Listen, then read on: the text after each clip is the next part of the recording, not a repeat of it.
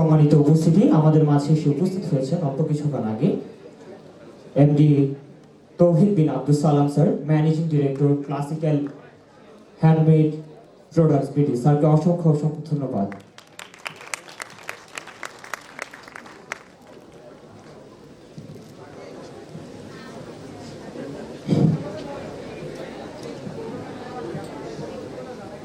উপস্থিত সুধীবৃন্দ, একটি প্রবাদ আছে, the most beautiful thing in the world is to see my teacher smiling and knowing that I'm the reason behind that smile. কথাটির অর্থ সুন্দরভাবে দাঁড়ায়, আমাদের কাছে পৃথিবীর সবচেয়ে সুন্দর হচ্ছে আমার শিক্ষকের হাসি, এবং সেই হাসির পেছনের কারণটা যখন আমরা সকলে আমাদের শিক্ষকের হাসির কারণ হয়ে থাকতে চাই।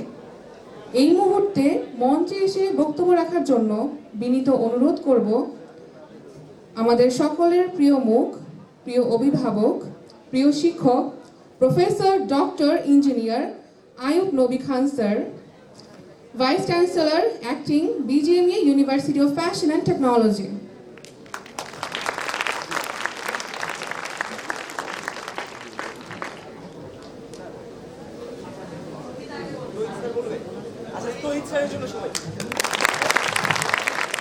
উপস্থিত সুধীবৃন্দ, অনেক ব্যস্ততম সময়ের মাঝে আমাদের মাঝে এসে উপস্থিত হয়েছেন এমডি তৌহিদ বিন Abdus Salam sir, managing director, classical handmade products Bangladesh. স্যারকে অসংখ্য অসংখ্য ধন্যবাদ।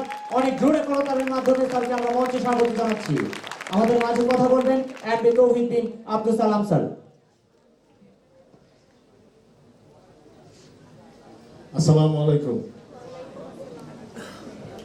আজকে আমি এখানে কথা বলতেছি, অনেকগুলো মোটিভেশন স্পিকার, আমার ক্লাসমেট, আমার সিনিয়র ভাই, এবং ডেফিনেটলি বাংলাদেশের অন্যতম বড় মোটিভেশনাল স্পিকার, সবার সামনে আমার এখন খুব নার্ভাস লাগতেছে। আমি আসলে এত নার্ভাস আগে ফিল করি নাই, আজকে একটু প্রেশার ফিল হচ্ছে।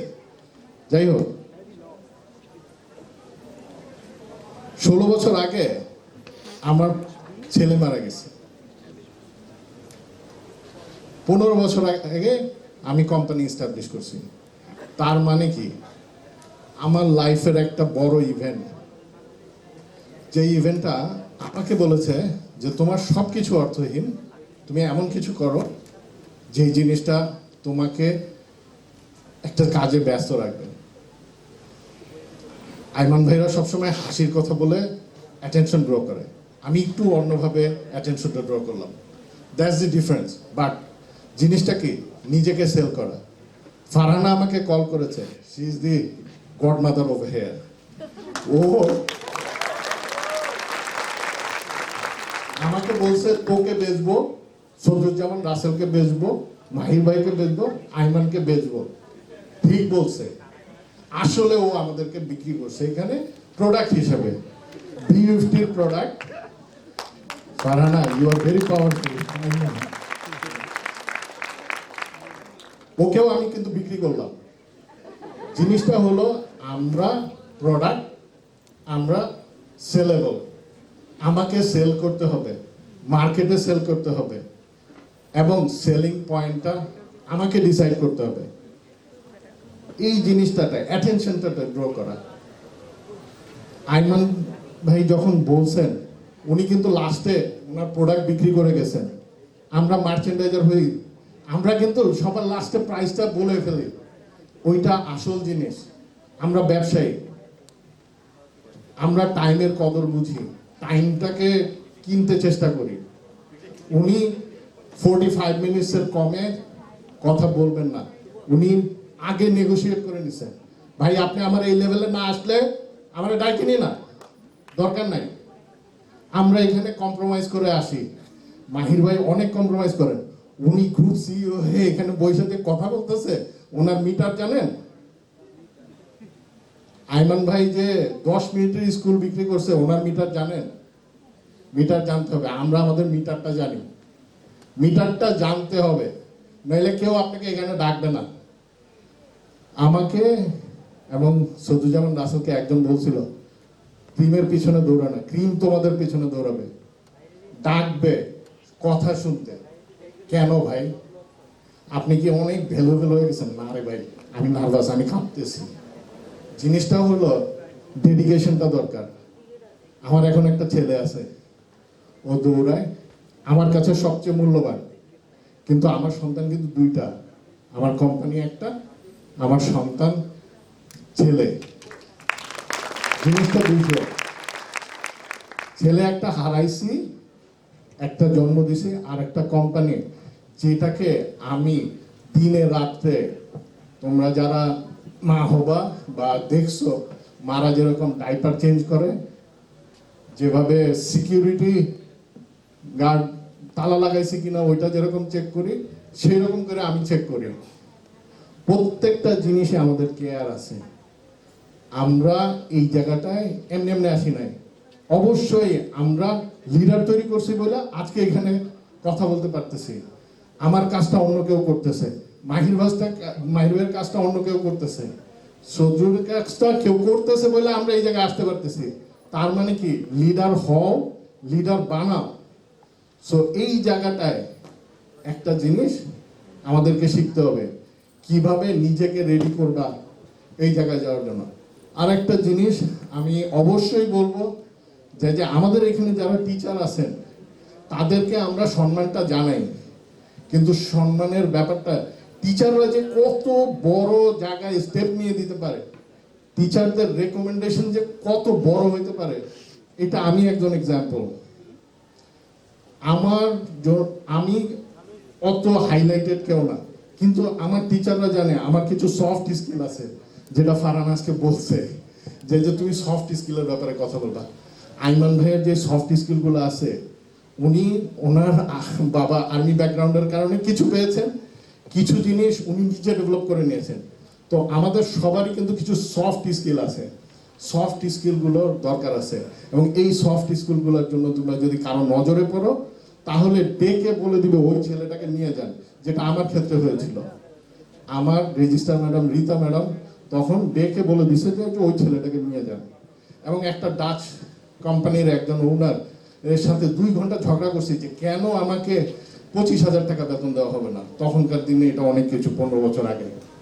তো এই যে বার্গেনটা, এই যে স্কোপটা, এই জিনিসগুলো কি, নেটওয়ার্কিং, তোমার লয়ালিটি, তোমার পাংচুয়ালিটি, তোমার আদব, এই যে সালাম দেওয়াটা কিন্তু বাংলাদেশে বড় ব্যাপার, বাইরের দেশে অত বড় ব্যাপার না। বাট ওইটা অ্যাটিটিউডে অন্যভাবে যদি না আসে তাহলেও সমস্যা। কেউ যদি মনে করে যায় যে এই লোকটা ফ্যামিলি ওরিয়েন্টেড না, সে রুথলেস, তাহলে তোমার সাথে বড় ধরনের ডিল করবে না, তোমাকে লং টার্ম পার্টনারশিপে নেবে না, তোমার সাথে ইনভেস্টমেন্ট করবে না জয়েন্ট ভেঞ্চারে, তোমার কোম্পানি শেয়ার কিনবে না। এটা অনেক বড় ব্যাপার। আজকে কেরিয়ার নিয়ে কথা হচ্ছিল, কিন্তু কেরিয়ারের চেয়েও বড় জিনিস হলো যে তোমাকে মানুষ আসলে কতটুকু ভ্যালু করে। হাজার হাজার স্টুডেন্টের মধ্যে একজনকে কেন সিইও পর্যায়ে নেওয়া হবে? কারণ জানে ও এটা হোল্ড করবে, ও এটা বাচ্চার মতো হোল্ড করবে, ও এটা বাচ্চার মতো টেক কেয়ার করবে, ও এটাকে বড় করবে, not for his own interest but for everybody. যেটা মাহির ভাই ইনফোসিস করেছেন, শুধু নিজের জন্য না, নিজের লোকের জন্য, নিজের ইউনিভার্সিটির জন্য, নিজের দেশের জন্য, সর্বোপরি প্ল্যানেটের জন্য। আর সাস্টেনেবিলিটি নিয়ে যে কথাটা, এটা একবারে সোজা কথা, যে এটা ছাড়া গতি নাই, বাইচেই থাকবো না, তাহলে আর কি হবে? এখন তো সারা ওয়ার্ল্ডে যে জিনিসগুলো দেখা যাচ্ছে, এটা নিয়ে একটা বিশাল বড় সমস্যা। আমরা সব কিছু নষ্ট করে ফেলছি। কুয়াকাটায় যাবেন, কক্সবাজার যাবেন, মালেতে যাবেন, যে জায়গায় যান, সব জায়গায় নষ্ট করে ফেলেছি প্লাস্টিক দিয়ে, অন্যান্য জিনিস দিয়ে। পরিষ্কার পরিচ্ছন্নতাটা একটা বিশাল বড় ব্যাপার। সেটা শুধুমাত্র পরিষ্কার পরিচ্ছন্নতা না, আপনার কাজের মধ্যে আপনার ডেস্কটা কতটুকু গোছানো থাকে, আপনার অর্গানাইজেশনটা কতটুকু গোছানো থাকে। যে জিনিসটা আনন্দ ভাই বলতেছিলেন যে সবাই কি কাম এন্ড কোয়াইট কিনা, তার মানে কি আমরা প্ল্যানিং করছি কিনা, আমরা এটা রিহার্সাল করছি কিনা, আমরা এটা প্র্যাকটিস করছি কিনা। এই জিনিসগুলো না থাকলে ইন্ডাস্ট্রিতে যে ইন্টারভিউ বোর্ডে আমার চেয়েও খারাপ অবস্থা হবে। আমি খুব নার্ভাস ফিল করতেছি। তো ইভেনচুয়ালি নার্ভাস জিনিসটাও মানুষকে আর একটা জিনিস দেয়, অ্যাড্রিনাল হরমোন। যেটা পাওয়ারফুল করে, ওইটা কিন্তু একটা অন্য শক্তি দেয়, অনেক কষ্ট একটা শক্তি দেয়। অনেক মানুষ দেখি যে খুবই ডিসঅ্যাপয়েন্টেড, মানে মন খারাপ করে আছে। মন খারাপ না, মানুষের লাইফের যদি বাধা আসে, ওইটাকে ওভারকাম করার জন্য যেই এলিমেন্টগুলো আল্লাহ আপনাদেরকে দিয়ে দিয়েছেন ওগুলো ইউজ করেন এবং একটা ফোকাস লাইনে কাজ করেন। কে কোথায় বড় হচ্ছে, তৌহিদকে, সদরুজ্জামানকে, মাহির ভাইকে, ওইটার দরকার নাই। আপনি আপনার ছন্দ খুঁজে পান, আপনি আপনার সিগনেচার খুঁজে পান। সিগনেচারটা আসল, ওর স্টাইল এটা, ও এইটা দিয়ে অনেক দূরে গেছে, ওর সেক্টর ছোট, ওইটা কোনো সমস্যা না। আমি আমার ছন্দ খুঁজে পেয়েছি। এইটা হ্যান্ডমেড প্রোডাক্টসে হোক, পাট দিয়ে হোক, বানানা ফাইবার দিয়ে হোক, আনারসের ফাইবার দিয়ে হোক, আমি গেঞ্জি বানাই। একটা গেঞ্জি $9.85 বিক্রি করি। আমারটা অল্প কোয়ান্টিটি যায়, আমি জানি যে আমি কি তৈরি করি। কে কি বললো আমার এটা আসে যায় না, আমার $1 মিলিয়ন দরকার নাই। আমি বাংলাদেশ থেকে হাইয়েস্ট প্রাইসের প্রোডাক্ট সেল করি, এটা যদি আমি বলতে পারি, এটা যদি আমার কনফিডেন্স থাকে, তাহলে কি অন্য কিছু লাগবে? তাহলে নিজের ব্যাপারে সবাই কনফিডেন্ট হন। কে কি বললো এটা নিয়ে না, আমি কি করতে পারবো, আমি কোন জায়গাটায় ভালো, ওইটা খুঁজে পান, ওই ছন্দ খুঁজে পান, ওই ছন্দ দিয়ে আগায় যান।